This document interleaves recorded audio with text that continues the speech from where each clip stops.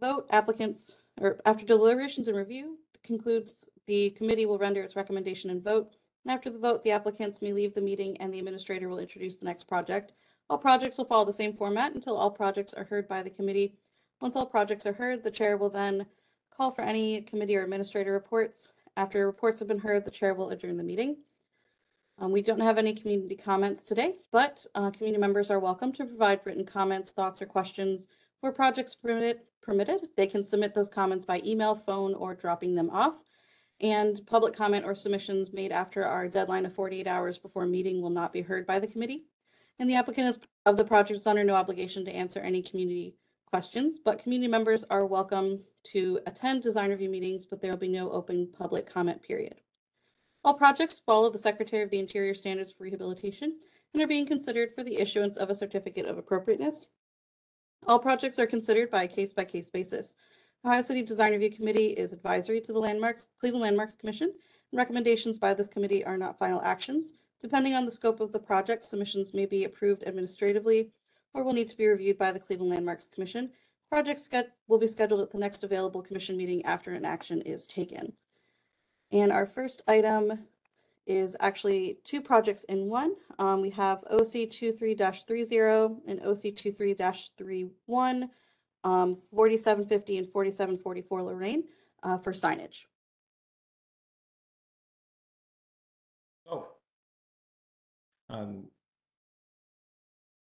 This is Mark Hanna from L3 Sign and Image. You'll see that both of these signs, one for Brumlett Investment and one for BB Folk, are fabricated in the same way. Two 24-inch diameter aluminum circles made of 1/8 inch powder coated aluminum. Those will be joined by 2x2 horizontal 2x2 aluminum bars welded to the back of those discs. There'll be vinyl graphics and lettering on both discs, and the attachment to the building will be exactly as the engineer drawing shows. We will weld a 8x18 plate onto the horizontal bars and mount it using masonry bits.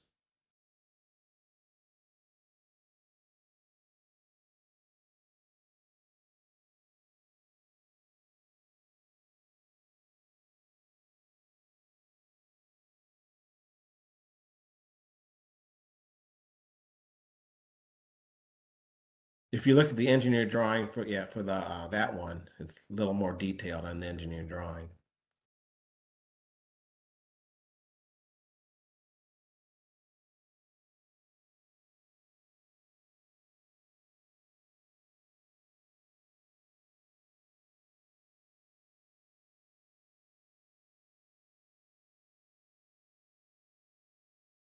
Okay, thank you, Mark, for that presentation. Let me ask, it looks like these signs are all in black and white, no color. Is that correct?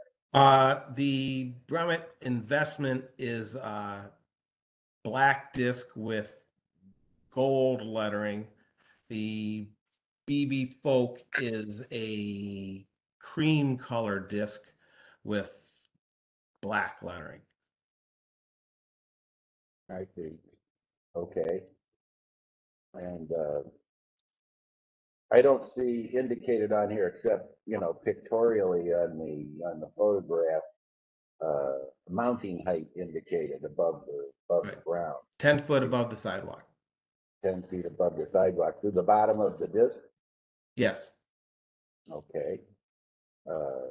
And then I would like to recommend, based on, you know, mounting this to the building with those tubes, that you not drill into the brick, but locate your anchors in the mortar joints, if that's possible, so not to damage the brick.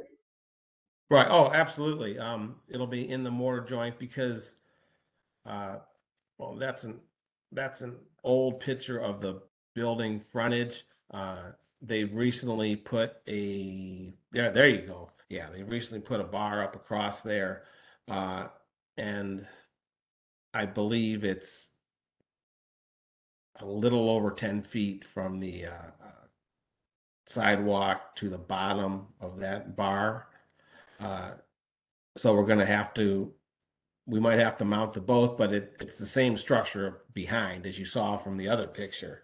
So we're going to try to keep it below that additional bar they put across there, and still keep the disc at 10 feet. We might have to go above one or the other. Okay. Jessica, can you go back to the first picture for a moment? Yeah. So it appears they've added a band of something. Right. There. You know when they did that, or was that recent? That was fairly recent, yes, because it was between between the drawings of the two jobs because they came in at different times, but it is fairly recent. Well, I don't know if Jessica, you have any backup for this. I don't recall seeing that any application to modify that band across there come before our committee. Do you have any knowledge of that, Jessica? I don't. I'd have to look and see if it was before my time in tracking the projects. There was obviously something applied horizontally to those bricks above the windows because they took it off, and that's pretty unsightly. So I would assume that's probably why they put that panel across there to cover up the what was left over after they removed whatever it is they removed. Yeah. Well, this isn't on you. It's on the building owner for not having done that work without getting landmarks approval. Assuming I'm correct, and that never came to us or landmarks for approval because Oh, I doubt that we. I believe Carl has some information about that. Okay, Carl, please chime in. Yes, this project has been seen by this committee and by the commission. We'll just have to confirm. It was last year. It's been a bit of time since we've seen it though. So it is before Jessica's time here, but I do remember this building. They were working on the turret, doing the windows, redoing the storefronts. And I think, and I have to look at the plans again, but I think this is what was approved. But yes, this building has been seen prior. Okay. I certainly don't want to install signs on a panel that's going to have to come down. So, but I'll talk to him about that. No, I do recall seeing this one, Doug, a couple months back. Okay. Well, then that must have been when I was out recovering from surgery or something because I missed that. All right. Well, then I guess. Well, I think the signs look appropriately sized and positioned on the building. Anyone else, any other committee members have any questions or comments? Nothing from me. Thanks. If nothing else, then I'm prepared to make a motion. We'll note we need two motions for the two separate signs. Can I make them at the same time? I'll make fine. But I'll have to do roll twice. Probably ought to- Then I'll just well, we can separate. That's fine. For the first case number, I move to approve as presented with Doug's comments about the mounting into the mortar as part of that motion. All right. Do we have a second? All right. Jessica, please call the roll. All right. Mr. Frondorf? Yes. Ms. Land? Yes. Mr. Lozier? Yes. Ms. Marinucci? Yes. Mr. Talley? Yes. And Mr. Wall? Yeah. All right, motion passed. Okay. All right, Jessica, on the second case number, I will make a motion to approve with the same note that it be mounted into the mortar and not the brick. I'll second. Thank you. Jessica, please call the roll. All right, Mr. Frondorf? Yes. Ms. Land? Yes. Mr. Lozier? Yes. Ms. Marinucci? Yes. Mr. Talley? Yes. Mr. Wall? Yeah. All right, motion passed. Okay, thank you very much. Thank you. Like our next project is case OC 23-32, 4116 Lorraine Avenue, roof signage. Hi, everyone. It's Lucas Steib with AODK Architecture here representing the project for property owner Dave Ferrante. This is obviously an existing building formerly known as Nick's Diner. Dave Ferrante is hoping to move his new entity known as Proof Bar and Grill, formerly in Tremont, over to this location. We formally have achieved selective demolition permit, and that demolition is underway. And now we're in for a building permit. This isn't, I guess, technically a signage request that'll be coming in the future from a sign vendor, but this is part of our building permit application process. So I provided a little bit of information about the existing parcel and the existing location, and Jessica's toggling through those now. That was formerly Nick Diner's, the photo there on the front. And this is kind of how it is at the moment. So the owner wants to, maintain and rehab all the existing masonry. He's enlisted Kuhn Restoration to provide him a quote through the general contractor, who will be Angle Key Construction. So this was, I think, something Jessica had requested early on in our demolition. So this work hasn't been done yet, but just proof that it will be done when the new storefront is going in as part of this next building application.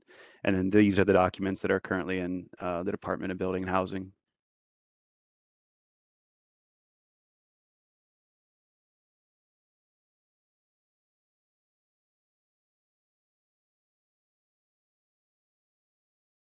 So it's mostly an interior renovation, new kitchen, new bar, and then new storefront on the front facade, new garage door and man door on the back to the existing patio. And as I'd mentioned, in the future, then once a signing vendor is locked in, they'll be coming before you for a signage application.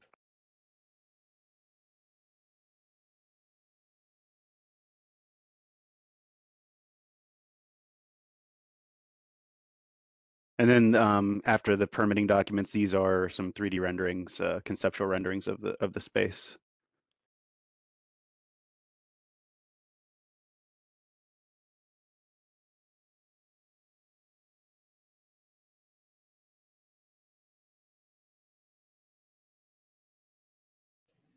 Do you have any images of the rear of the structure where the garage door is going to be, is proposed? I don't have them in this presentation. I can definitely send them to the committee. The back area, Jessica, if you don't mind toggling back maybe to a floor plan, a couple slides back. Actually, sorry, go forward. There was a rendering there. I can kind of point out some of the stuff. One more. Right here.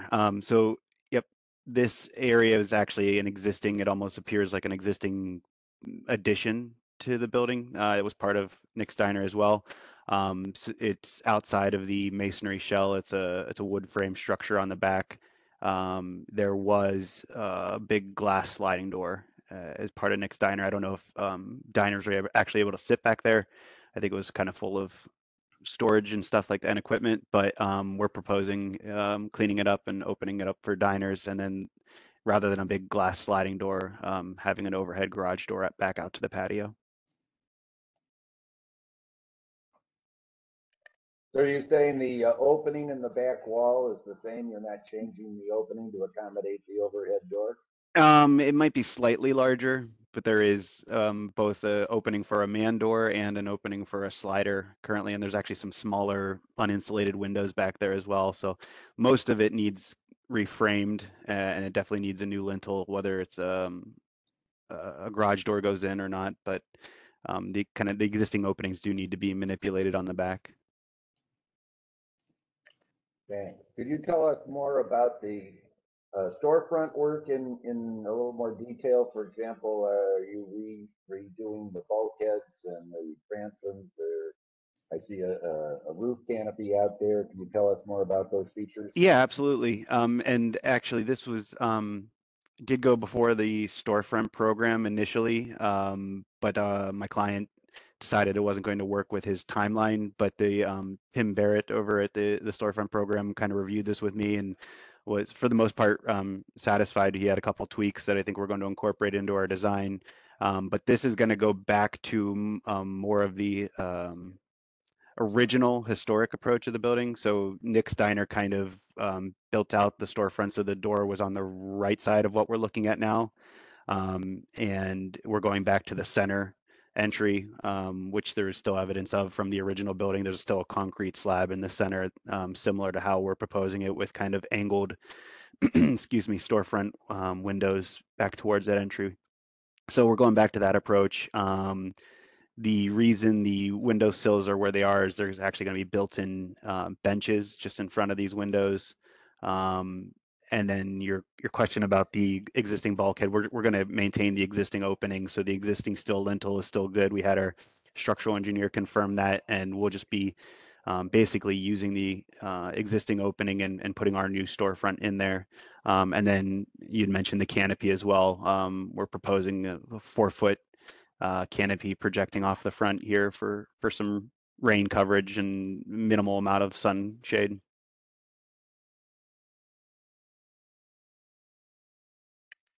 Do you have any details of that canopy as designed? If you scroll out a little bit, Jessica, we have the profile of it right there. That's as far as detailed. We can happy to provide more detail, but these haven't gone into shops or anything like that yet. Do you have any historic photos of what the storefront looked like, 50, 60 years ago or originally? We weren't able to find any photographs of that. Like I said, the only evidence we have that it was a center entry was just the concrete stoop that still exists there. But no, unfortunately, we weren't able to find anything online or in records of the old storefront. Okay. And you mentioned that Tim Barrett had made some suggestions that you intend on incorporating. What were those suggestions? The one he was asking, he was hoping that the window sills that I discussed could be a little bit lower, basically just for historical reference. And we discussed how the built-in benches were going to be just in front of there, so we were hoping to not see the backs of them.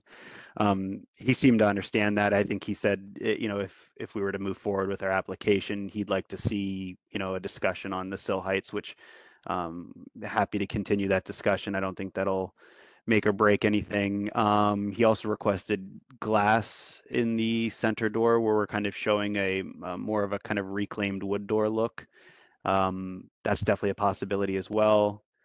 And then the only other note that I think he had mentioned, and it was something that we forwarded on to Kuhn Restoration, was whenever there must have been a building to the right of this building, and now it's a parking lot.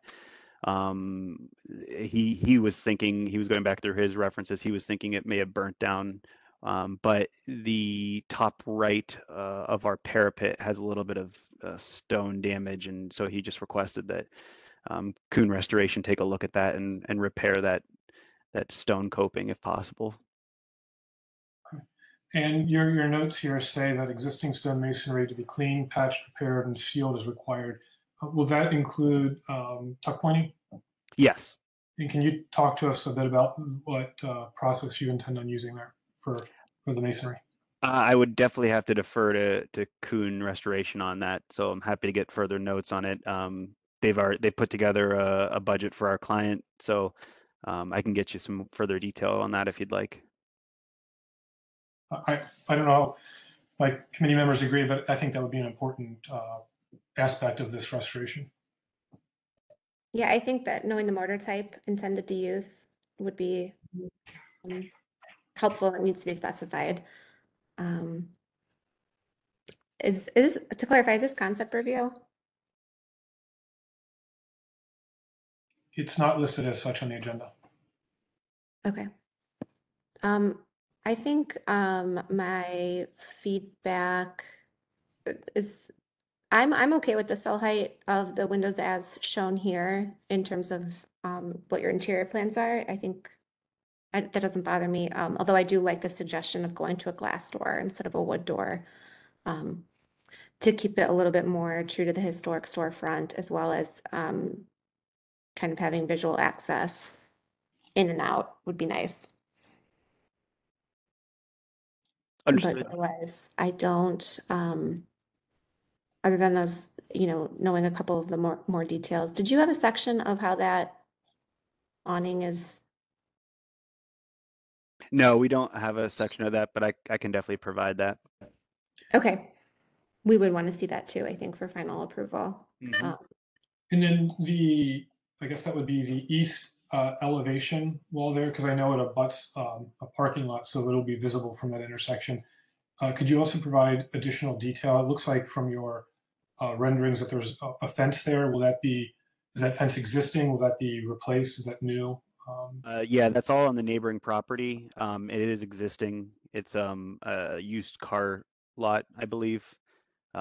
So you don't have much influence on that. It is the side that you're referring to is painted red at the moment, or I'm sorry, yeah, I believe it's painted red at the moment. So along with making sure that the brick is in good order and tuck pointed and is sealed for the weather, the client may want to consider having that repainted as well.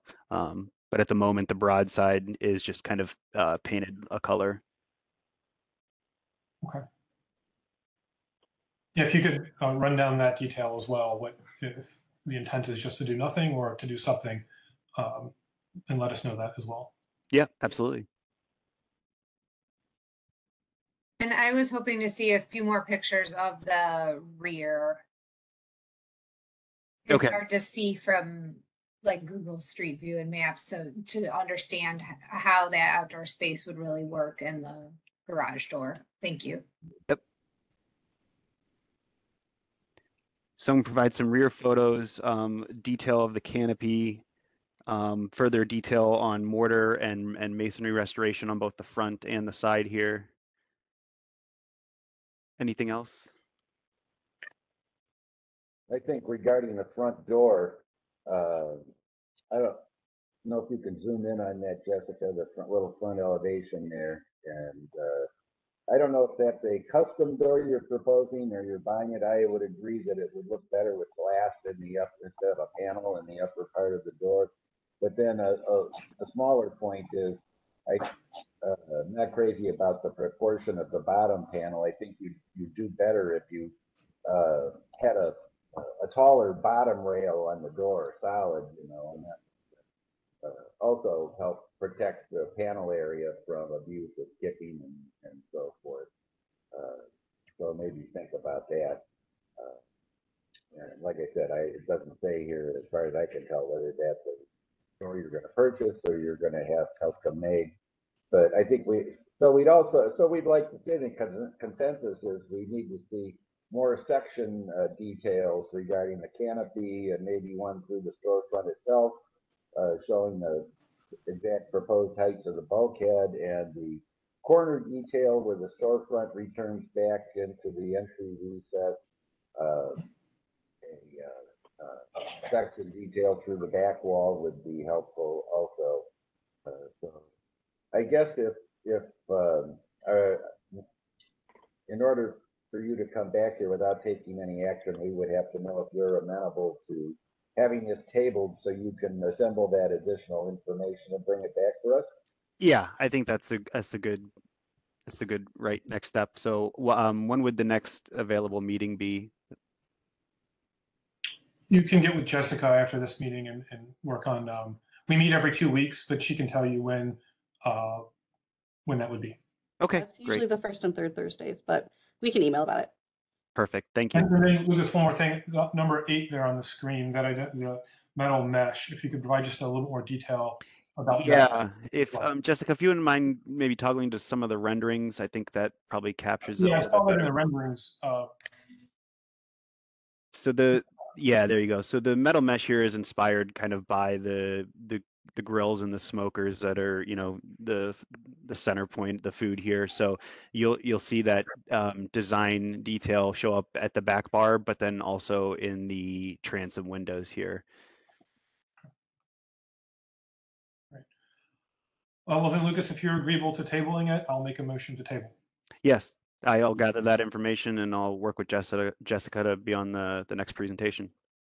All right. I move to Second table. Alex's motion. I'll From second. Alex. Thank you. Jessica, please call the roll. All right, Mr. Frondorf, Yes. Ms. Land, Yes. Mr. Lozier, Yes. Ms. Marinucci, Yes. Mr. Talley, Yes. and Mr. Wall. Yes. All right, motion to table has passed. Thank you, everyone. So the next project is case OC 23-33, which is solar installation at 1916 West 44th.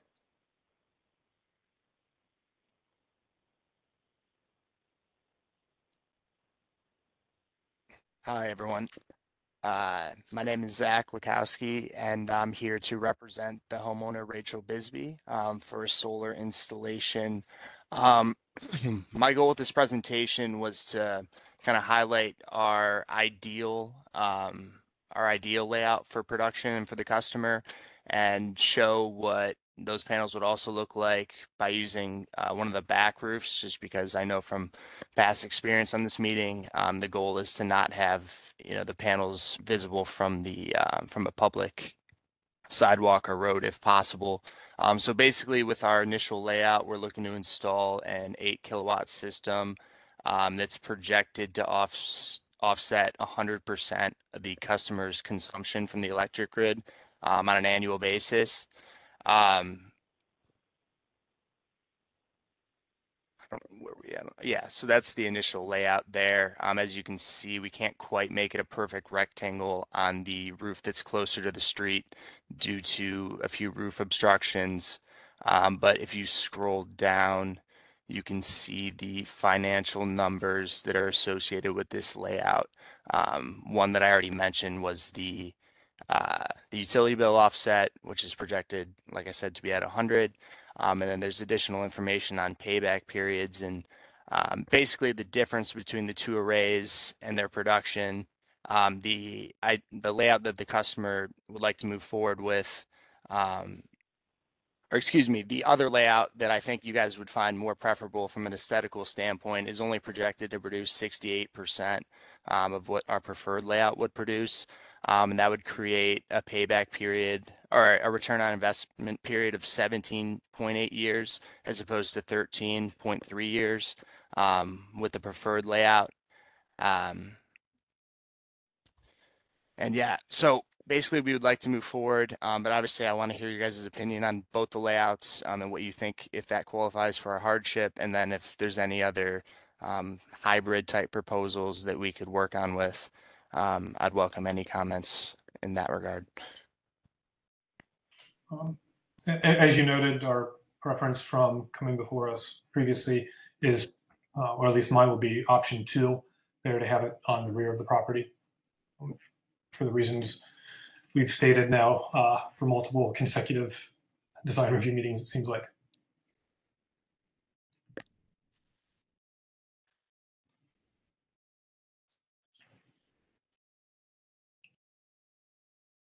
Yes, I would agree. I think your preferred plan would be more acceptable if you could eliminate a couple of panels, the panels that are closest to the front of the building. You know, I think that's one of the objections to these things, that you're coming pretty close to the gable end, you know, roof overhang there with the start of your layout. And, you know, I know it would be less panels, but it would be less an intrusion on the historic nature of the house if you could hold it back 4 feet from the edge of the roof. So you're saying to if you could scroll up to the straight on layouts so I can ask a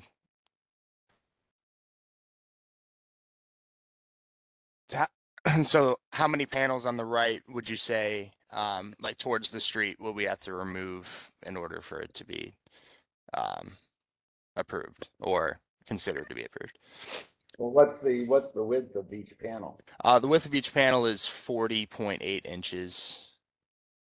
So So a little less than I'd be 4 I'd feet. be willing to think about if you eliminated, the two end panels, the two facing north, in other words, the first 40 inches, and pulled it back 40 inches from the front of the house would be more acceptable to me. Okay. Probably, but may not everyone else, but I would Right. be more willing to consider that. Hey, Zach, can I make a Yes. request when you guys are doing these proposals or presentations to us? Can you guys include a Yeah. lot more images, not just like one Google Street View of the Well- house, but like more images of what the actual visual Sure. is, because that would be really helpful in our determining like those kinds of requests or questions of like how Got many times back, how far, like it's kind of difficult to not have an accurate representation of what is visually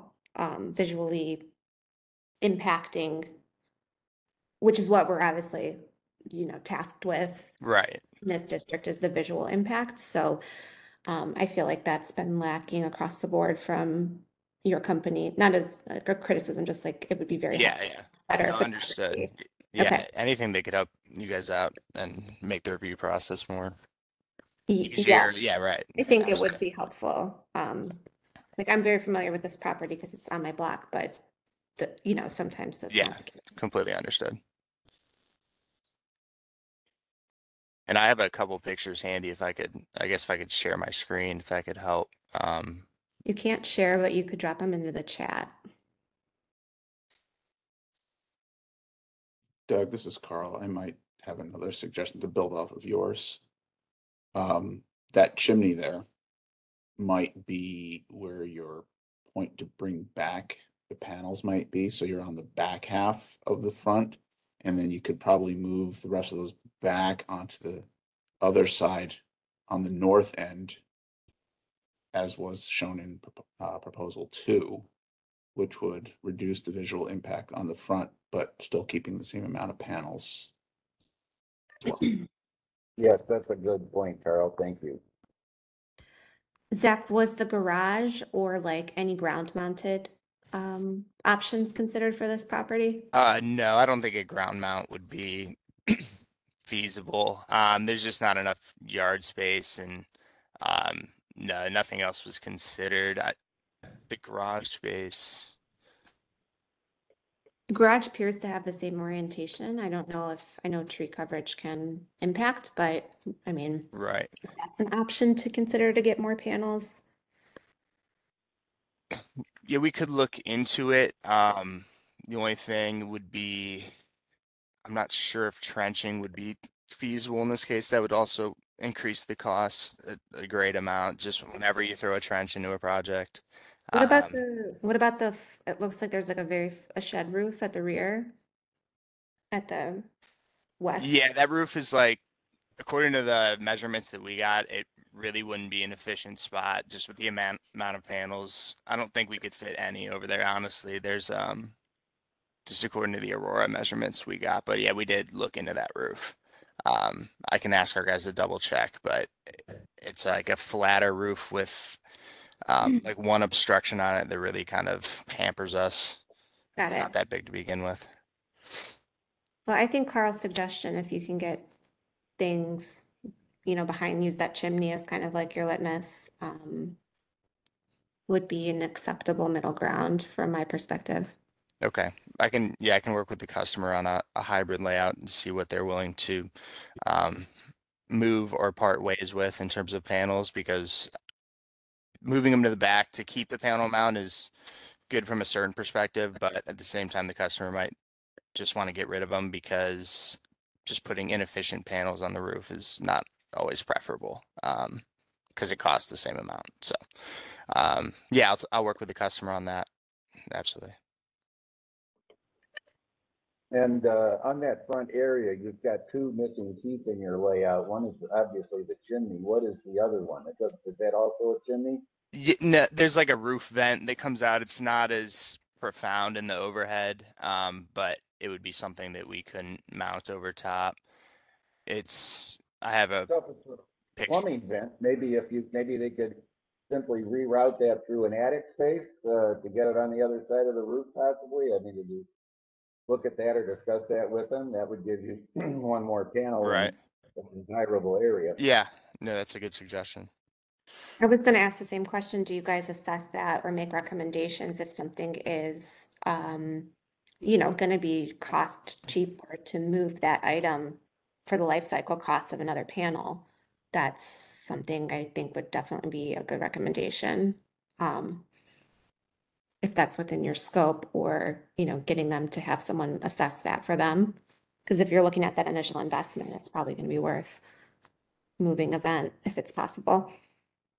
Yeah, I wouldn't say it's part of our typical process. Sometimes customers will be getting a new roof and they'll move things around between our install, but especially as by the time the project gets to me, that I usually just take the layout that was sold and kind of bring it to life from there. But yeah, no, in cases like this, where we're fighting to get each panel, it's certainly a good suggestion. I appreciate that. Yeah, I think my biggest challenge are sort of those missing teeth from at the upper panels, and to be more consistent, that would be my preference is to be able to figure out a way to group them as a single object versus having missing teeth. Right. Understood the reasons why, and for that point, I would be, fine with just including the full section of the lower panels from, back to front as shown.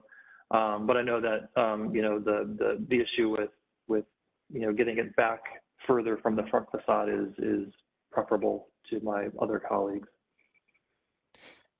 Yeah, and I guess that brings up a good point. So if we were able to remove that roof vent, and in that case, it might make sense for us to change those panels to landscape format in a way that we could avoid the chimney as well and make it like a rectangle that is proportional and centered on the roof. I guess my question is, had there not been two spots that are missing, would that be more preferable? Like, let's say that was a complete rectangle right now, which is what we could possibly make it if we remove that roof vent and then orient the panels in landscape as opposed to portrait. Would that be something that you guys would consider? I mean, that would be One preferable. of the main points is getting it back from the front of the building. So just changing the orientation, I don't think we would support it going all the way to the front roof. We would still want it to be, located to start those panels further back, 4 or 7 feet, something like that back.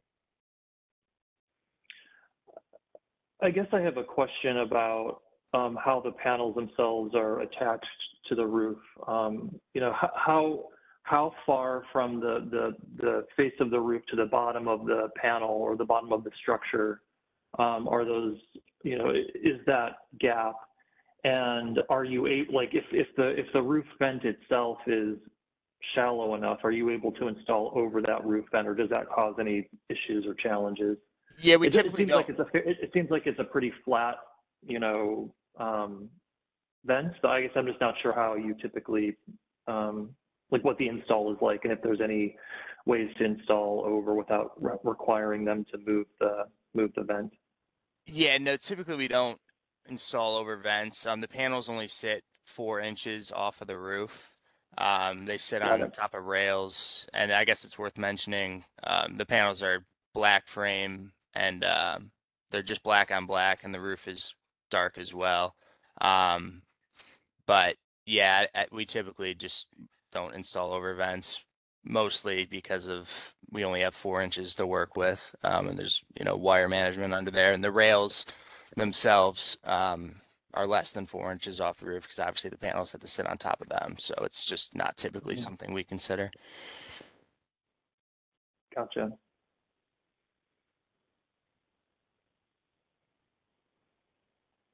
I mean, I would also second Nia's comment about that rear flatter portion of the roof.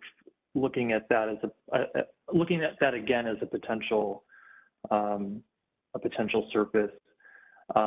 You know, understanding that you've already taken a look at it, but that just thinking about if you angled those panels so that they were a better orientation, if that is really kind of a flat roof or a shed roof, is there an opportunity to relocate some of the panels from the front to that back lower portion?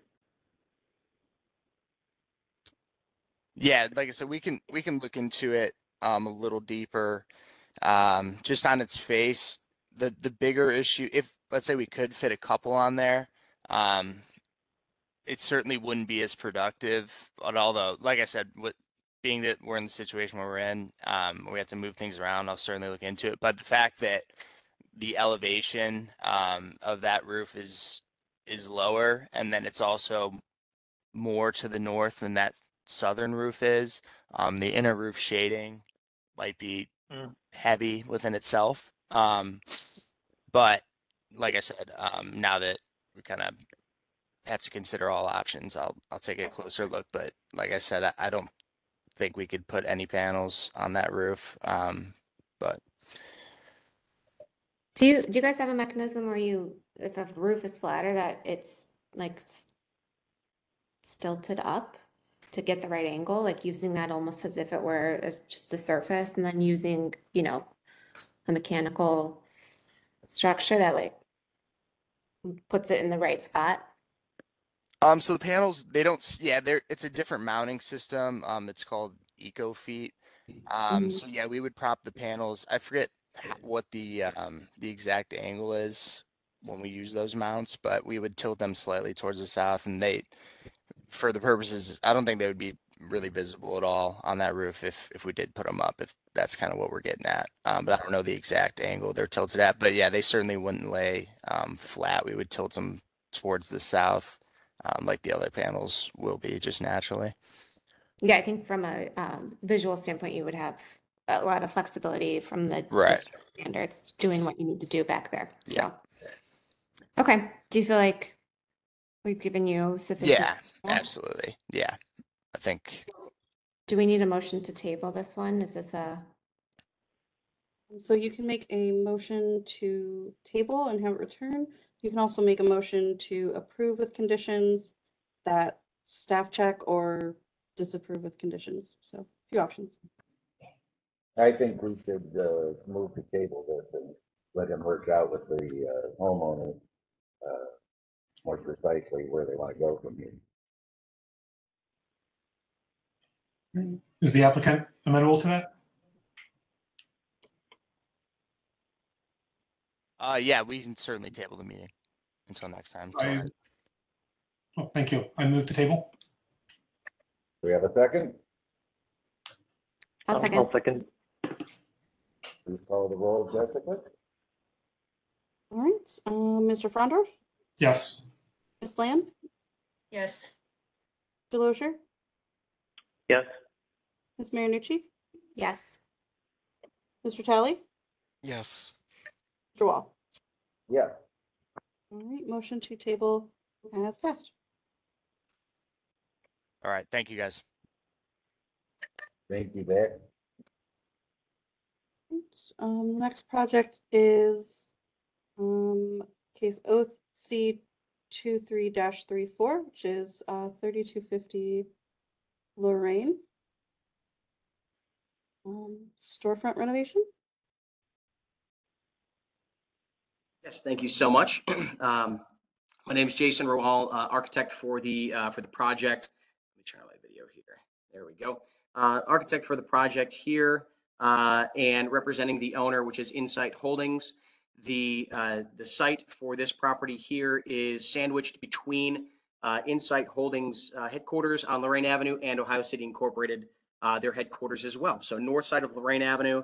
The scope of the project entails mostly an interior renovation, but the scope does also affect the exterior of the building. If you wouldn't mind advancing to the next slide, please. So just some context photos here for the site. Just something of note. So the current owner, Insight Holdings, purchased the building from a previous owner who had sought and received approval from the Landmarks Commission, began work, and then stopped that work. And so what we are seeking to do on the primary facade here along Lorraine Avenue is continue that work in accordance with the approved design that was already accepted or already approved by Landmarks, with a couple additional scopes of work as well that will affect the exterior of the building. If you wouldn't mind advancing to the next slide, please.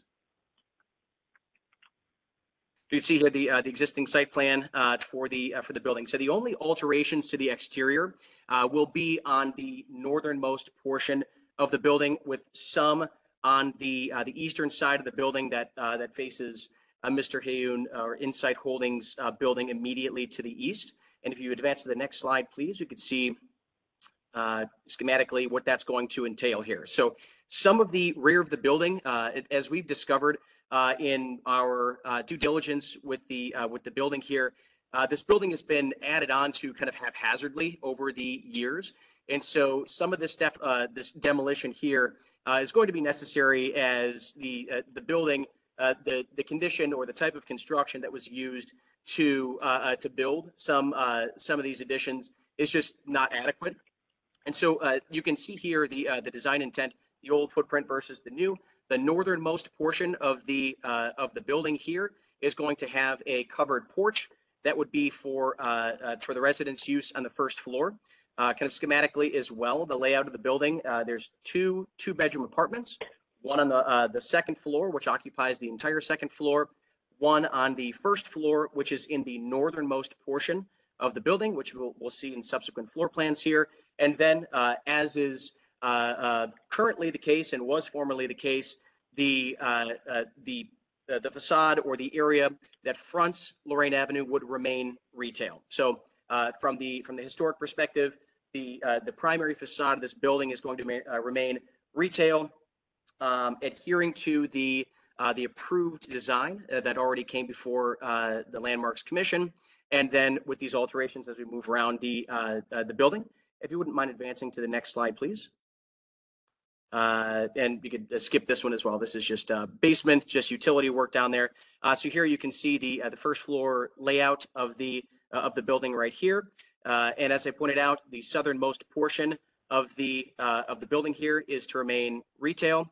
The owner wanted to keep this on the smaller side, geared towards some sort of more boutique use, but wanted to make sure that it wasn't too large from a rentable square footage standpoint. Also, there was a concern as well to ensure that the apartment was large enough for potential future tenants there from a marketability standpoint. As I mentioned, you can see the existing versus the new floor plans here, and the rear of the building opens up to a new parking lot that is that's off of the alleyway to the just to the north, and the storefront. We're just showing, kind of documenting what exists there right now in its kind of haphazard condition. But as we'll see in the elevations, that southern facade does reflect the design intent, what was already approved here. And if you wouldn't mind advancing to the next slide, please. Second floor, the only exterior alteration on the second floor here is a small little balcony on the northeast corner of the building here, just to enable the tenants on the second floor just to get some natural light and to be able to be outside without having to do a full like a rooftop occupied space or anything like that. Wanted to enable some access to the outdoors there. We'll touch on it, but of course, on the southern facade of the building, all windows will be aluminum-clad wood windows. That includes all of the any windows on the southern facade. As we move around the rest of the building, all windows are going to be replaced, and those would be a composite material. And we'll see that in the subsequent elevations as well, if you wouldn't mind advancing to the next slide. And here we see there's just side by sides. So across the top of the page here, we have on the left-hand side, existing, right-hand side, new proposed, and lower left-hand corner, existing in its current state, lower right-hand corner, proposed here. And again, the materials and the layout here is just showing exactly what was already approved here. The next slide as well, might want to go back to this one, but the next slide or the subsequent slides will just show the east and west facades as well. And then the final slide here is just showing some indications of what we are proposing for just some materiality. We can refine this, add notations as necessary, but basically anything that is being worked on the northern side of the building is going to be replaced in kind. The vinyl siding that we're going to replace around the north facade of the building, currently it's white. And so we chose a color that's a little bit more in line with the yellow brick that's on the primary facade, and then just reflecting the colors and the layout that we saw in the colorized south elevation, the south proposed elevation. And Jessica, if you wouldn't mind going back to the south elevation there, just so we can kind of see more facades or more imagery there dealing with the facade. So you could see the elements as they relate to the building here. That is everything that I have for this right here, and would love any questions and feedback that we can take back to the owner for our next meeting, which would be for approval as this is concept here. I just have two main comments. The first is the northern side of the building. I know you're proposing to replace that in kind, but as that's visible from a public right-of-way from the rear alley, my preference would be no vinyl at all, not on the windows, not on the siding, and that it be hardy or some other product, and that all windows be aluminum-clad wood windows. Okay, certainly. We had two other very sizable commercial projects on the range come before us within the last couple months. And the initial proposals were also vinyl on the rear, and we asked that those that vinyl be removed as well. So this isn't. I just want you to know that we're being consistent on Lorraine Avenue and asking that vinyl on all sides be omitted. And then on the front, I just want to ask some questions about the restoration to the masonry. And I know you have there on the screen tuck pointing. Can you talk to us about that? So right now we do have some spalling of the masonry. I was listening in on the earlier presentations. I don't have a specific type of grout, for example. We're obviously going to do something that's a color match, and that would be appropriate for the bricks to making sure that the mortar is soft enough in here that it's not going to damage or crack the brick.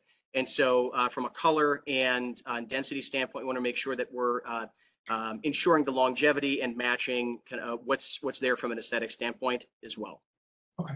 Yeah, just bring that information back. And then my final question is, has this gone through the storefront renovation program? No, the owner did not seek that. The only body that's reviewed this thus far is we submitted for planning only or zoning only review, and that was approved. We just received approval last week for this, but the owner elected not to go through the storefront program. Okay. Thanks, Jason. Absolutely. Jessica, could you zoom in on that lower right corner of the proposed front elevation?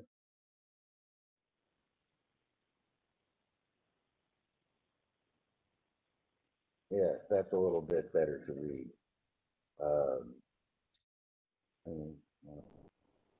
Oh, I see. You didn't mention the awnings, I don't think. So you're putting an awning over the door to the second floor access and an awning over the entry door recess. Is that correct? That's correct, yes.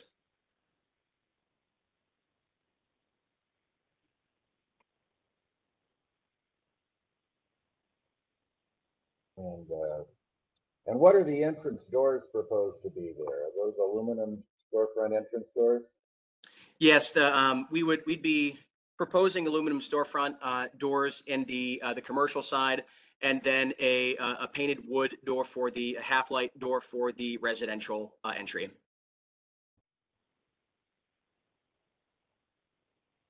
And you're replacing the second floor windows with aluminum clad wood?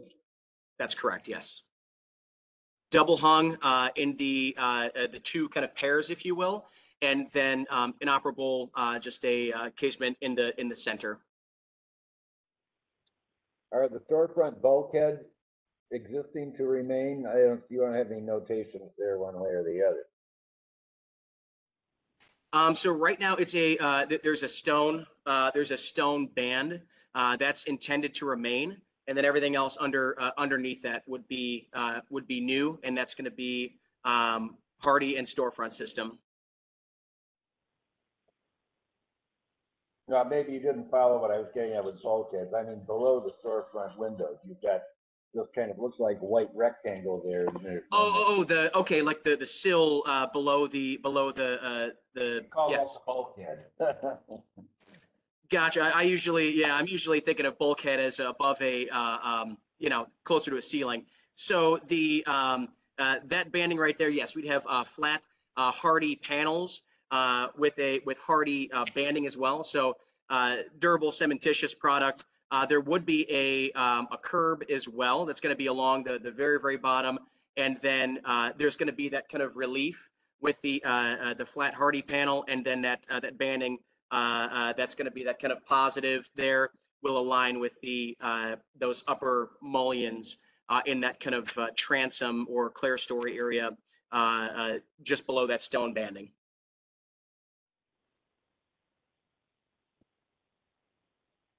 Well, I'm not sure I follow exactly your verbal description. So if you could show us a section cut through that storefront there to show what that bulkhead is. When you say hardy board banding, do you mean that you would be putting lap siding there, or is this strip lap siding, or is it just a big panel of flat composite siding board? Tell me a little more about what exactly that. Yes, yeah. It's just a there's a cementitious flat panel, and then on top of that, fastened on top of that would be a cementitious trim piece as well. I see, for a kind of a sill to transition to the aluminum storefront system. Exactly right. Okay. And are you going to try to match the color of the stonework with that hardy board? That is correct. Yes. All right. Well, I think you should update your drawing to indicate that, because none of that is described on here presently. And I guess, yeah, and the reason being on that, and we can show, we'll add verbiage for that. We wanted to just ensure that the body here knew that we were mimicking what was already approved. And so our intent is to continue through with what was already approved by the body here. well, I would ask Carl a question. And has anyone, you or anyone from your office, reviewed these drawings to compare them with what was previously approved, to that you could acknowledge that what they're proposing matches what was previously approved? Based upon my recollections, this is pretty close to what was approved by the Landmarks Commission. Okay. But I do remember this project coming before this review board and the Landmarks Commission previously. All right, thank you, Carl. Well, I think we would like to see, those details as we have discussed, and also more detail about the awnings, the color of the awning and fabric, and so forth, and a side view showing the projection and height above the sidewalk. Thing here.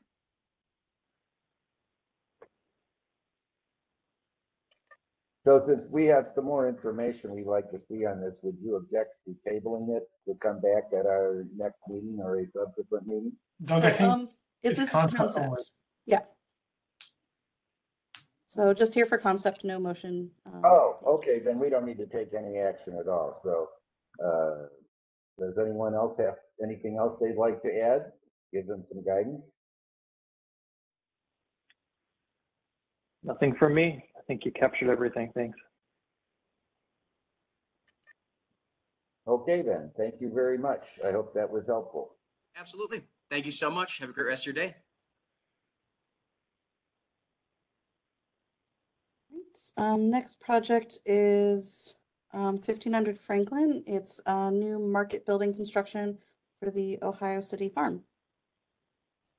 Okay, and for the record, I'm recusing from this one.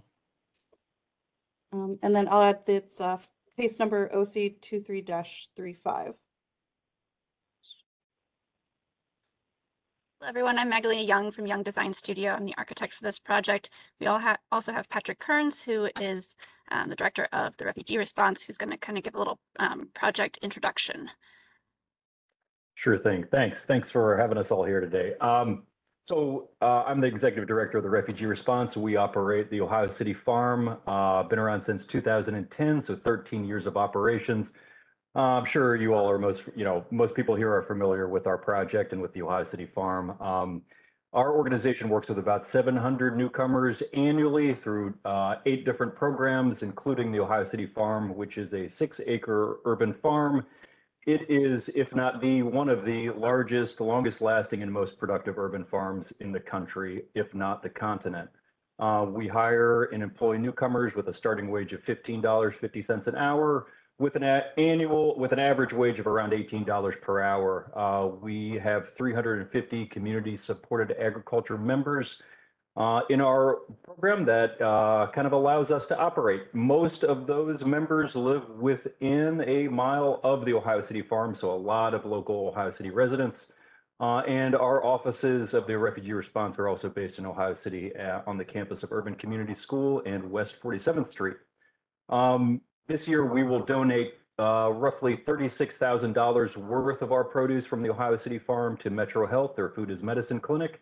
It's an important aspect of the work we do to give back to the community.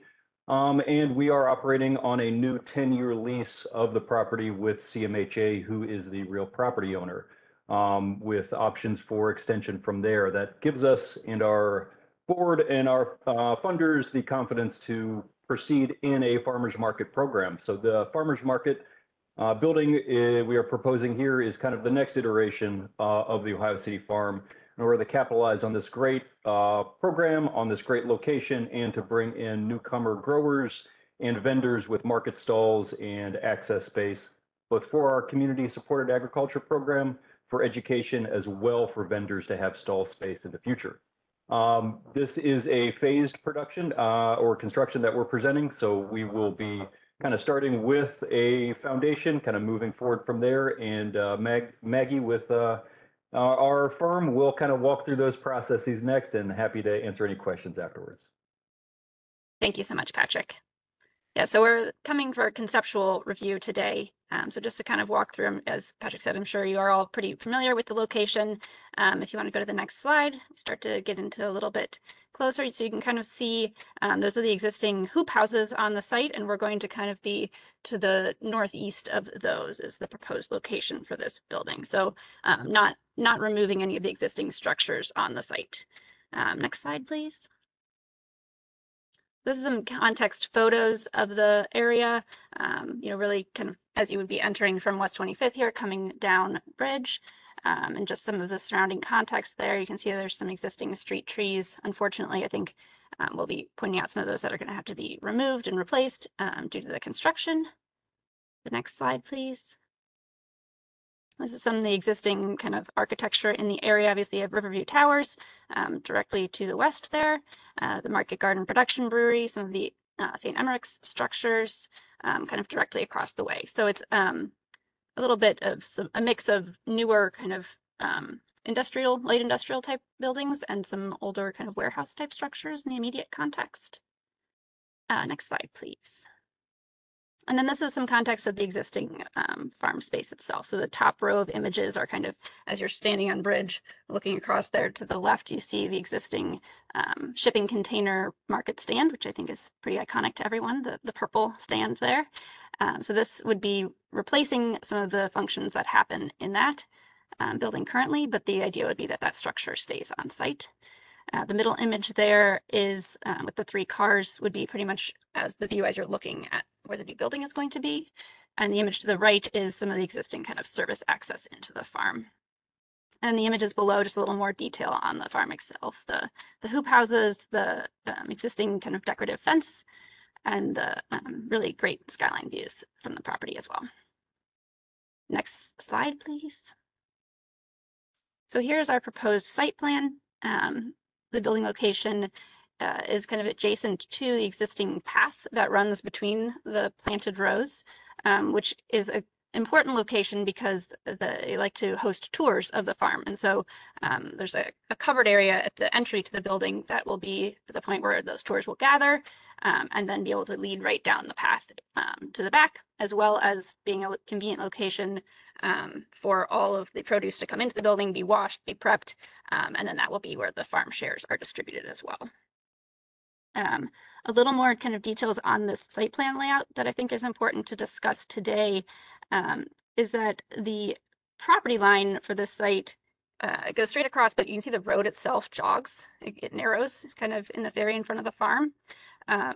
So there's an existing specific property line setback for this street, which is 10 feet off. That would put this building kind of pretty significantly far back from the sidewalk.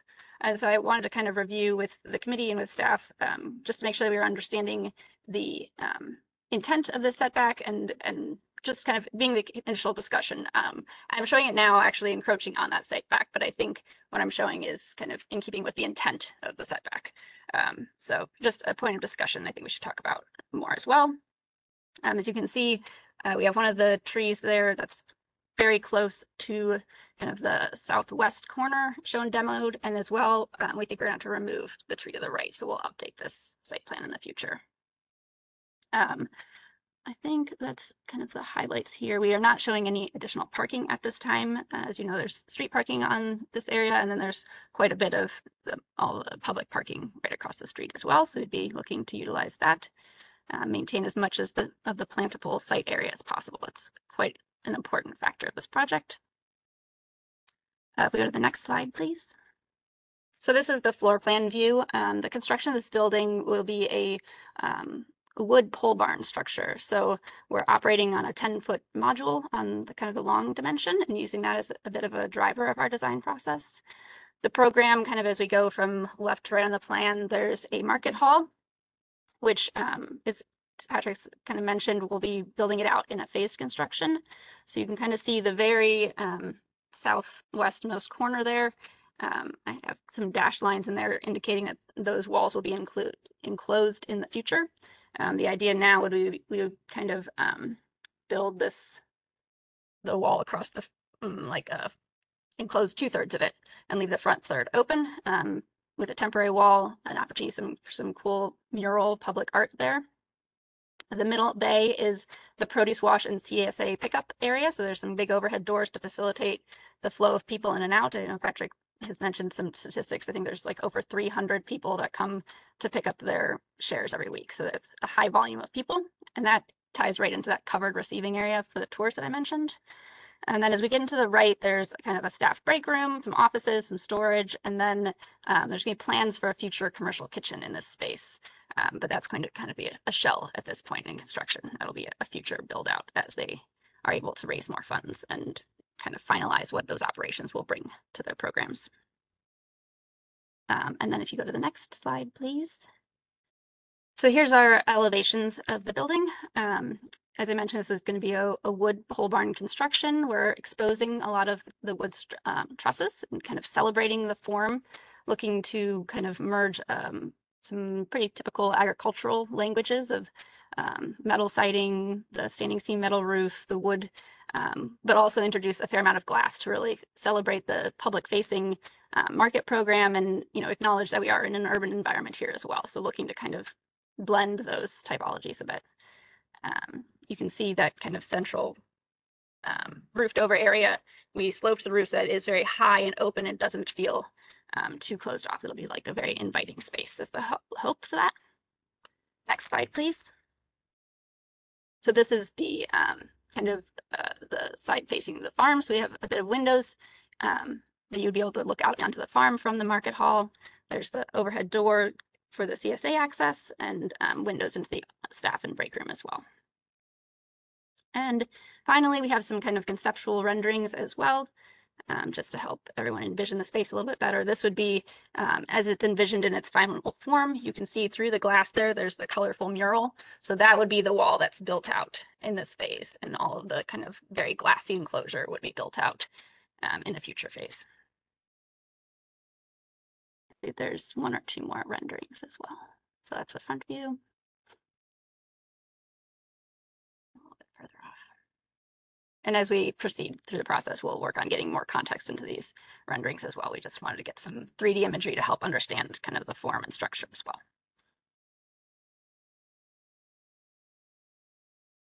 That's all I have for the presentation.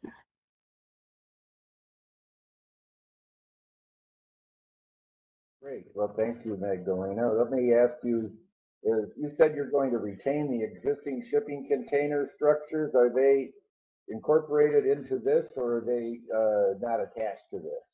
They're not attached, so they're a bit further to the west. So there's that kind of that path that goes through the middle of the farm, and they're on the opposite side of the path. I see. Okay. And those would be just kind of used for more storage functions, I believe. They would no longer be like the public wouldn't go up there to use the farm stand at all. This would be replacing that function. I love that you added all this glass on the corner of the building to really kind of showcase there's something friendly to the public happening there. But you're going to get an awful lot of solar gain from that during the growing season there. Is that space going to be, I mean, you're doing a pole barn building, but is this going to be naturally ventilated, or are you going to have an HVAC system? It will be fully conditioned. So we'll be fully insulating the walls and the roof, and it'll be a fully conditioned building. Okay. And I guess this question is more for Patrick. I guess, have you ever considered taking your marketing of your produce and getting some synergy with the West Side Market? In other words, they've got a lot of empty vegetable stands over there. I don't know if you've ever had any discussions with the management over there. I know their management and marketing have been, you know, understudy and changing over the last months and years. Can you speak to that for a moment? Yes, sure, of course. We've had conversations in the past. In the kind of previous management, didn't really go anywhere. There were some significant obstacles. We are very closely connected with Jessica and with the board at the West Side Market program right now, the new nonprofit board. And our idea and concept is that this is more of a fresh food corridor for the city, as opposed to looking at how we're amplifying one space in particular. The West Side Market, while it would be good for vending, it doesn't do much in terms of our education program, our footprint there, or our CSA packaging and distribution. So a lot of this is really focused on, yes, a vendor space that can bring in an international market that I think is sorely missing in our greater city, but also to have program space for the businesses and the education programs that we currently run. So we are looking at this as being very much a multifaceted addition to our infrastructure.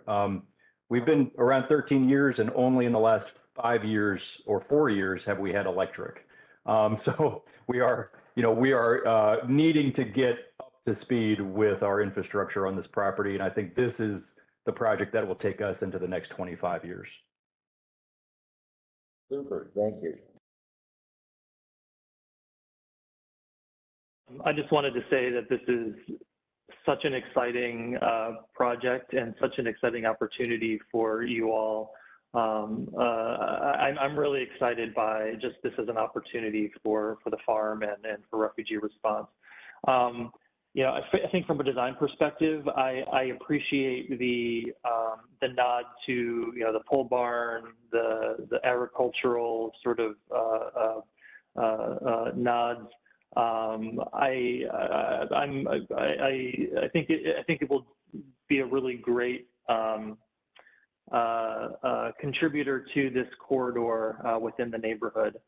You know, you talked about electricity and bringing electricity to the farm, and this being sort of a springboard for the future. You know, we had a previous applicant this afternoon with solar, and I guess just one question that I have is, have you thought about incorporating solar or any other sustainable technologies? You have a really great, you know, large expansive roof on the main portion, but unfortunately it's tilted in the non-ideal orientation. But I guess just you know, have you thought about, you know, other sustainability measures or things like that as part of this project? Absolutely. And, you know, as Maggie mentioned before, this is really phase one. It's getting the infrastructure in place. And if it's rainwater capture or solar that we want to look at, we want to keep both those options very much on the table. Our biggest challenge year after year has actually been access to water. And, you know, if we can use this in a way that's creatively capturing and storing rainwater, that's, you know, we also want to keep that into the equation as well, if that makes sense. Yeah, that was a That's factor awesome. in kind of the simple roof design would make it pretty easy to capture all that water on the backside of the building. Understood. No, I think that's great.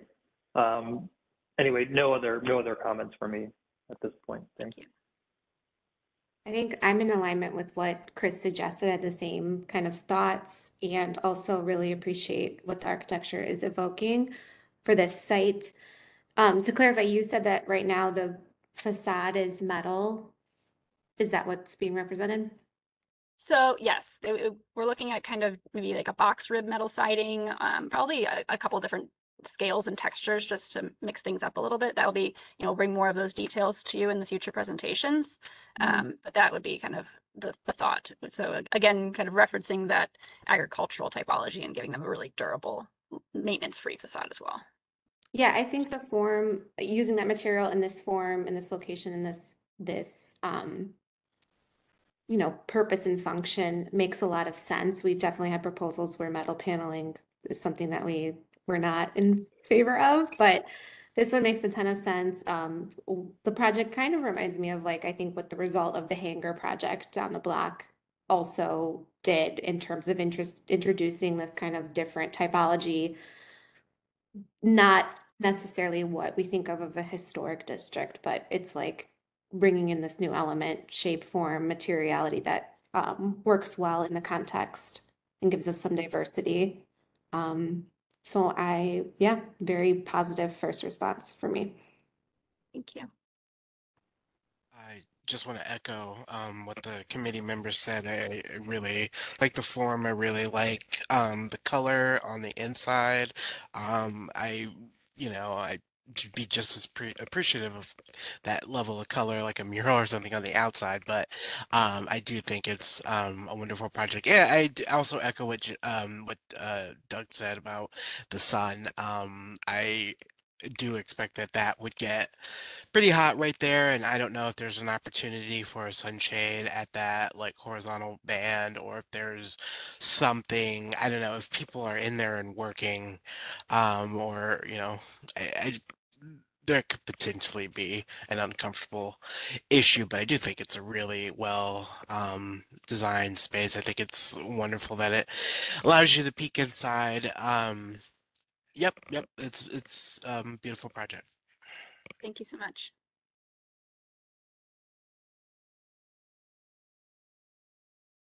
You know offhand, Magdalena, what pitch that roof is? Is that an 812 or something in that? No, it's a bit more shallow than that. I can check real quick.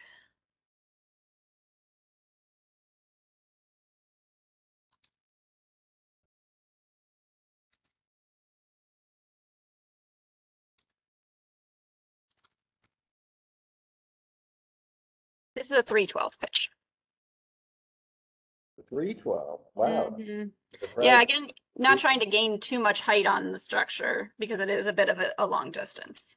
Good, good. All right, well, thank you, and I agree with what everybody else has said about the, so far, material choices and so forth, colors, so I think you've got a great start here. Great, thank you. Looks like we have a comment from our city planner, Brittany. Hi.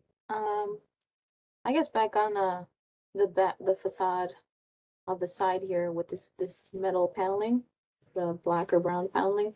What if what if there was a consideration of pulling that glass back maybe a couple of feet, just a little bit, and it's nice that area, you know, coming down that street to drive by and kind of see more of what's going on inside it would be desirable, but also it would adjust the, or it would consider the comment on just that being a blank facade or it collecting heat as well. Yeah, I think that's a fair comment. I think the one thing that I was thinking about in the design of this and trying to balance was it being some sort of retail space in the future and not wanting to give up all of our exterior wall space as far as display shelving and things like that. And so that was kind of the reasoning for focusing that glass at the front where you're really going to get the most kind of visual access. If you do look at the site plan as well, so the idea, and I think maybe you would be a right person to talk to about this as far as where the alignment of this building is on the site. But what we're proposing is to align it with the current fence line. And so that fence line will stay in place. So there is going to be a bit of screening that happens at that corner point that I think the solid portion of that building is going to be a bit removed from the street, and that it hopefully will not feel too solid from the street presence. But again, as far as that alignment, if it's better to talk to you kind of offline. Sure. Yeah. However, but I think I just want to make sure we clarify what if what we're proposing is going to be a variance or how to approach that, because I'm a little bit confused about what the intent is in that area. I think too, from an energy, standpoint, the glass is going to be the biggest, hit to the R value in the energy efficiency of the building. And we have, likely 8 heating months out of the year. I think solar gain or like not necessarily overdoing it on massive storefront walls will help keep the building on the more sustainable side, because that's going to just totally hit. We're going to leak so much heat out of those windows in the winter, which is the majority of our year. So absolutely. Actually, thank you for going back to the site plan. I'm seeing that there's a 10-foot property line setback on Bridge Avenue. Is your building proposed to come over that? Because yeah, so that's the clarification I'm looking at, looking for. That's not, I don't think that's a variance that the Board of Zoning Appeals can grant. Okay. I guess we have a similar setbacks on, I think, Franklin as well. So any building would have to start at that point and go back. Okay. Yeah, it's just interesting because the property line doesn't actually follow the street edge in that area, if you see that. So like the property line follows Bridge Avenue's side as it's closer to West 25th, and then you see it like Bridge Avenue narrows as it's back here, and that property line goes straight. And so we end up actually having that 10-foot setback be like an extra 10 feet back from the street. And that was my confusion, that as long as I'm reading kind of the online maps correctly, and unfortunately I don't have a full Alta survey for this to clarify. Right. What I would say is take this proposal and go to our zoning folks, Shannon Leonard and Xavier Bay, and have them look at this and see what we can do about it, because Bridge doesn't go all the way out there anymore, and this might be an opportunity to change some of the zoning for the site as well, which would be helpful. Especially with the all the stuff that's going to be going on in this area with Irishtown Bend, and maybe that's a good opportunity for this, and this just got overlooked. Right. Yeah, and that's what I was thinking, was that maybe it was just like a graphical confusion on the online map that I was looking at, and so that's part of why I wanted to clarify as well.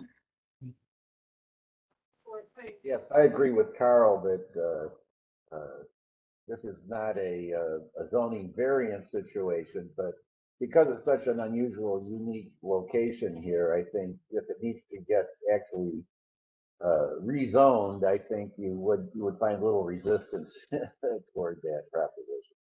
Great. Thank you.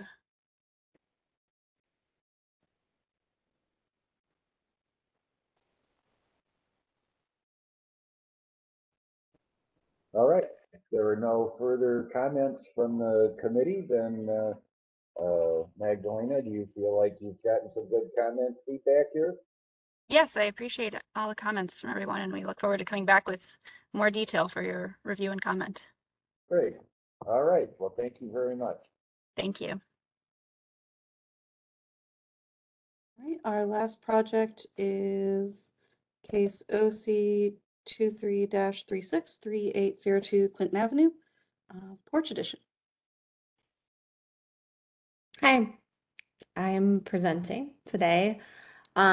This property, we've seen, I think last year, or maybe it was even the year before, the property is currently under grantorship with Ohio City Inc. The owner had passed away a few years ago, and there was no claim to the property, so Ohio City took the grantorship at that point to prevent it from falling into further disarray. It needed a significant stabilization. So our phase one was focused on stabilization and abating the nuisance status of the property. It's been a very long process, not made easy by all the court approvals involved.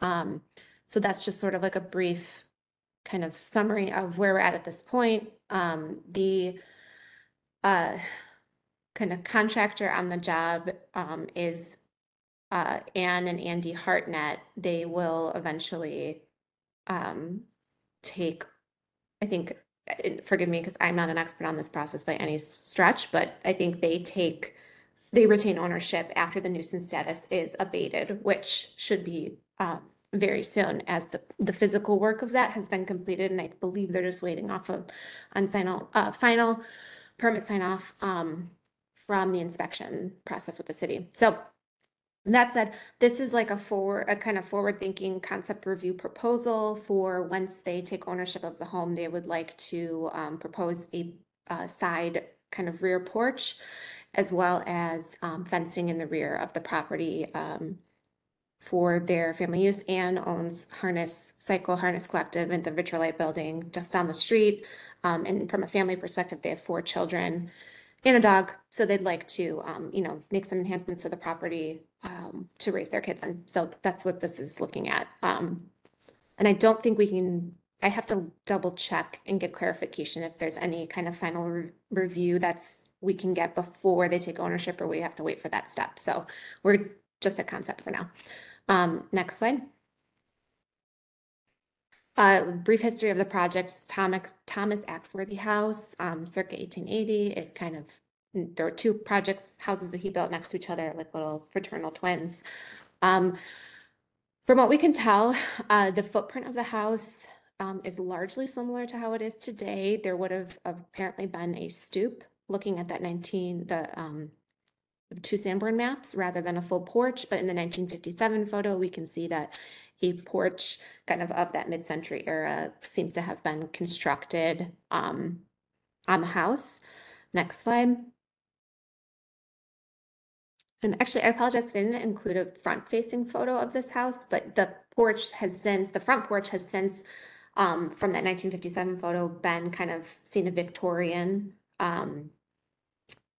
renovation. So it's not original, but it looks like it could have been original because it's of the folk Victorian style that the whole house is in. But that's not our focus. That will get repaired and live in its kind of the aesthetically it will remain the same. But this new proposal is dealing with the side and rear portion of the house, which this is the existing conditions. I took these pictures last week.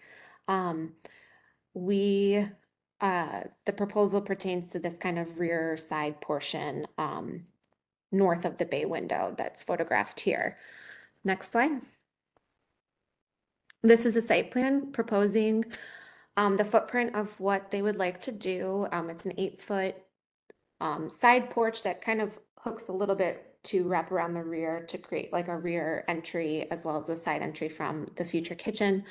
And then they would also like to propose a 6-foot black aluminum fence to wrap that rear of the property. The western edge of the property already has a 6-foot solid wood-eared dog-eared wood fence that the neighbor put in. And so they want to enclose it. One of the challenges we're up against with the fence proposal here is that we're at the corner of Wheat Court and 38th. And my understanding interpretation of the code is that we need to remain 75% open above 2.5 feet if we're going to propose a fence at the intersection of 2 streets. So the aluminum fence does accomplish that at the 6-foot height. The variance that I anticipate here is that we are proposing a 6-foot fence at or very near the property line and not giving them a 4-foot setback, which is what I believe is required for the side street yard setback. It's kind of, it's a little bit confusing. I feel like there's a couple layers here, and I think I'm about 80% confident in what I'm anticipating, but we'll need zoning feedback. But we wanted to start here, as I know that the 6-foot fence along a street edge has been not approved, or like, you know, a little more difficult to get through from the landmarks perspective. Though I think because this is their backyard and they do have a family to consider, they would like a little bit more security, and the 6-foot fence would achieve that. So that's where we're starting in our ask here. Next slide. The porch itself, we're proposing, like I said, an 8-foot deep porch with a composite tongue and groove decking. On that first floor layer, you can see we're proposing a new glass French door that would go into the future kitchen. And then that rear door that's already in place is kind of servicing the back hall. And that furthest back space is like their mudroom, laundry room. So that would become kind of their primary family egress, ingress, as well as their, like, you know, access to the porch for, you know, enjoyment. Roof plan, we're looking at the roof itself, and the whole structure is a lot. There's like hips and gables happening every which way. We're kind of keeping with the same language that's already established, in that it's like kind of a modified hip with a little gable pediment over the rear door, as you'll see more clearly in elevation. Next slide. So what we have on the top is the east elevation, what was previously approved, and at the bottom is what we are proposing in terms of this porch addition. There will be a closer view in the coming slides. I just wanted to kind of show where we're at and where we're hoping to head. Next slide. And that's the same rear view, what was previously approved and what we're proposing. And you can see that little kind of pedimented gable over that rear door. We were hoping to evoke sort of a wraparound porch feel, but trying to remain deferential to the existing structure, as well as keeping it in check, in that this is a rear porch at this point, not a front porch. So trying to keep that massing and ornamentation kind of minimal to respect that. Next slide. Okay, closer look at both of those moments. We're proposing, like I said, the new French doors to the kitchen, which you can see I'm keeping them in alignment with the window rhythm above. There is an existing window at that location, and I would like to keep the center line of the new doors where the center line of that existing window is and where it falls below the existing window above, to respect the kind of existing language of those glazing. And then for the porch elements themselves, we're proposing boral components. And like I said earlier, the composite tongue and groove on the decking itself. Again, kind of keeping things proportional and minimal. I didn't want to go the full faux Victorian ornamentation style that the front porch currently shows. I kind of wanted to keep things, again, deferential at the side and rear in terms of the existing architecture, as well as acknowledging that it is a new modification to the building, a new structure attached to the building. So And then just a vertical kind of simple lattice. I'd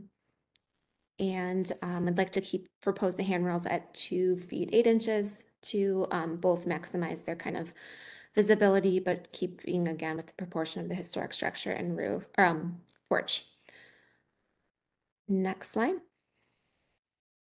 Okay, and then looking at how that 6-foot fence interacts, it within a few inches kind of ends up hitting where the top of that handrail is because the rear of the property has a pretty high elevation. Actually, it's about 48 inches off grade. And so it kind of is a continuation of that data more or less. There would be a gate along that 38th street facade or, elevation.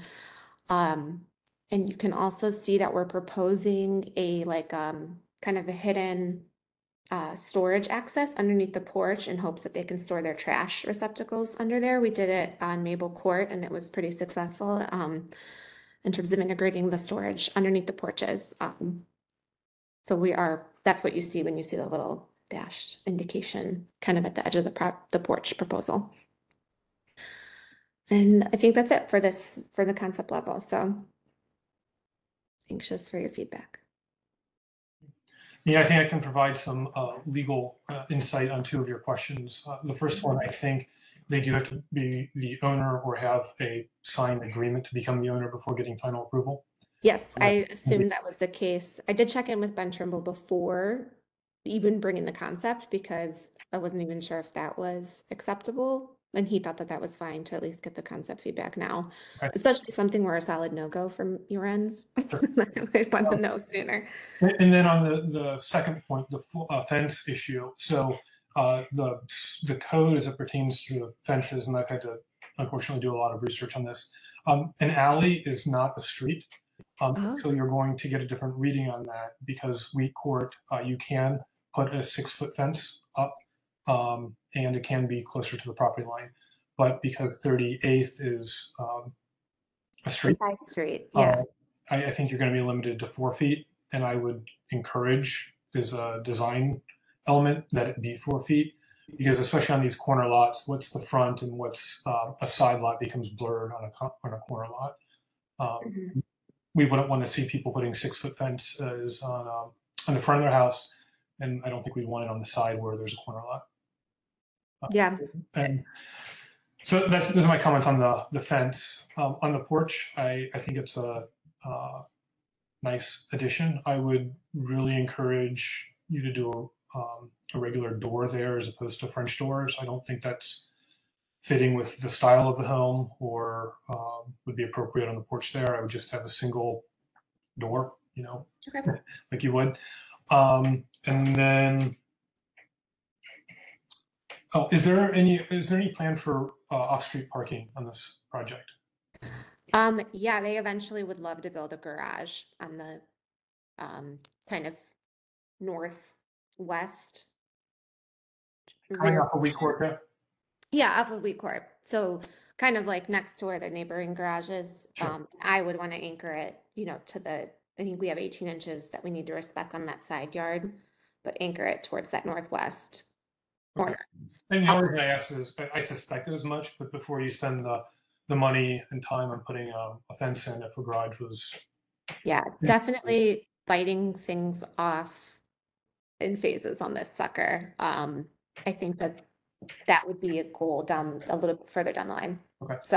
And not part of your plan, but a question of mine. There was a historic wrought iron fence that was there that both on Clinton and round at the corner on 38th. And it was my understanding.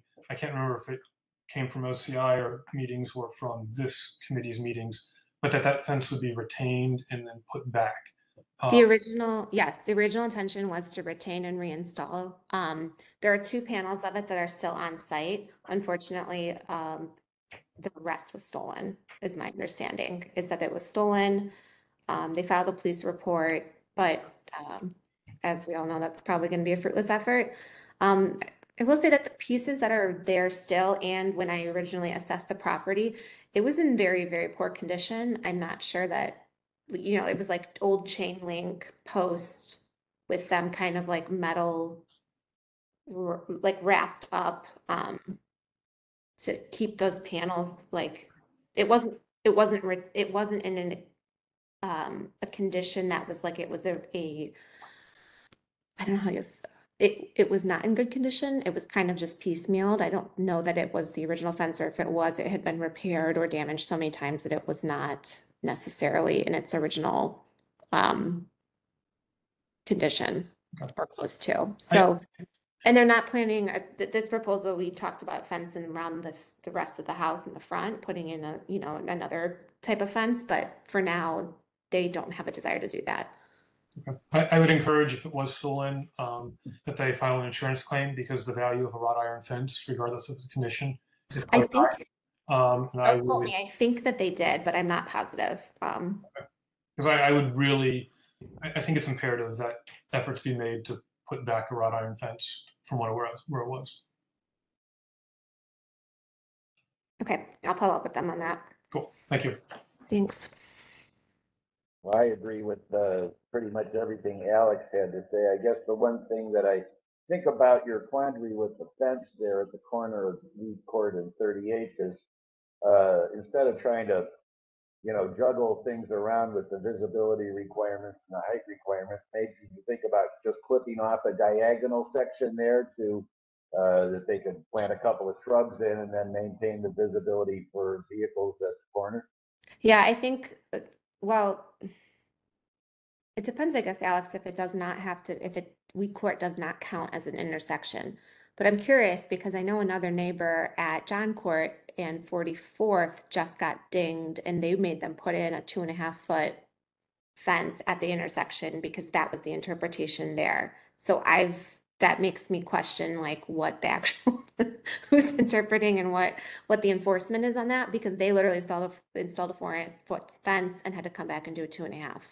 I think it probably doesn't come up that often that they have. Yeah, but I also know, like, for example, they could also build a garage across the entire back of the property, I think within. Oh, really? Yeah, so it's like a weird. Look at the definition of intersection.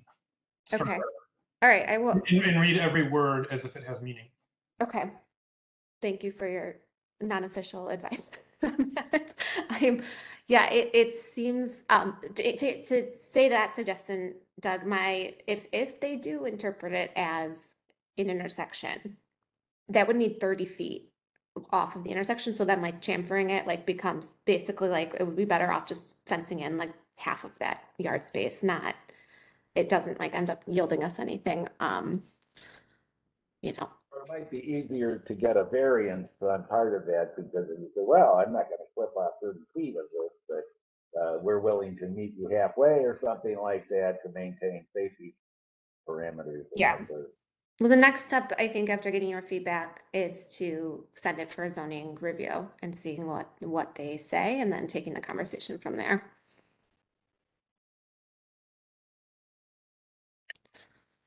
All right. Anyone else that hasn't chimed in yet have something to add? I think Alex and you, Doug, I'm in alignment with everything that was said by both of you. So thank you. Okay. Yeah, same as well. Bill? Super. Knowing what they're, if they feel very adamantly about a 6-foot fence situation, would you feel inclined that would be disapproved, or would that be on the table? Yeah, I probably would not vote for a 6-foot fence Okay. on 38th. Yeah, me too. I would support it on Wheat. I would not support it on 38th.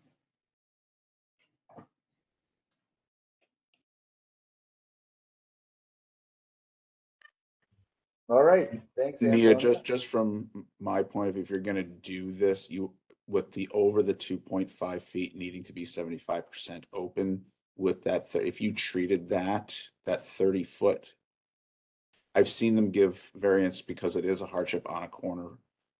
If you're gonna go with the metal, making sure it's see-through, especially at that corner, and then changing it to more solid or more closer together once you're past that 30, just treat it as give both ways to do it. Say, we have this and we have this, and which way will pass, which will not. And that way you can give them the options and they can work with you on that.